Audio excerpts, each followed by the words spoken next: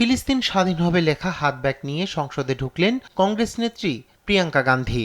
আর এভাবেই ভারত সহ বিশ্বে জানান দিলেন ফিলিস্তিন সম্পর্কে তার মত। ওয়েনারের এমপি নির্বাচিত হওয়ার পর প্রথম সংসদ অধিবেশনেও ইসরায়েলের বিরুদ্ধে কথা বলেন প্রিয়াঙ্কা গান্ধী। সোমবার তাকে দেখা যায় বিশেষ এক ব্যাগ কাঁধে নিয়ে সংসদে ঢুকতে, যা নজর কাড়ে সকলের। ব্যাগটিতে বড় অক্ষরে লেখা প্যালেস্টাইন। এর ঠিক নিচেই আঁকা রয়েছে একটি তরমুজ, যা ফিলিস্তিনিদের প্রতি সংহতির প্রতীক। সোশ্যাল মিডিয়ায় ইতিমধ্যে ভাইরাল প্রিয়াঙ্কার ব্যাগ, তা নিয়ে রীতিমতো হইচই পড়ে যায়। কংগ্রেস মুখপাত্র সামা মোহাম্মেদ এক্স পোস্টে জানান, প্যালেস্টাইন লিখা ব্যাগ নিয়ে গিয়ে প্যালেস্টাইনের মানুষের প্রতি প্রিয়াঙ্কা গান্ধীর সমর্থন জানিয়েছেন। উনি স্পষ্ট বলতে চেয়েছেন, কেউ জেনেভা কনভেনশনের সিদ্ধান্ত ভঙ্গ করতে পারবে না।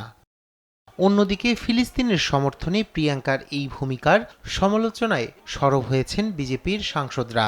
कांग्रेस तुष्टीकरण करती है, वो मुस्लिम समाज का भला नहीं करती, लेकिन वोट को उलझा के वोट लेने के लिए बहुत सारे एजेंडे अपनाती है। प्रियंका गांधी के बैग पर निगाह पड़ी कि उस पर फिलिस्तीन लिखा हुआ है। ये संयोग नहीं होता है, इसके पीछे एक मैसेज देने का काम किया जाता है। ইসরায়েলের হামলার শুরু থেকেই ফিলিস্তিনিদের দুর্দশা নিয়ে সরব হয়েছেন প্রিয়াঙ্কা। এর আগেও গাজা যুদ্ধে ফিলিস্তিনিদের সমর্থন করা নিয়ে কংগ্রেস নেত্রীকে একহাত নিয়েছিল গেরুয়া শিবির। বিজেপির বক্তব্য ছিল, ফিলিস্তিনের প্রতি সহানুভূতি দেখিয়ে মেরুকরণের রাজনীতি করছেন প্রিয়াঙ্কা। তবে এই মন্তব্যে মাথা ঘামাননি সোনিয়া কন্যা।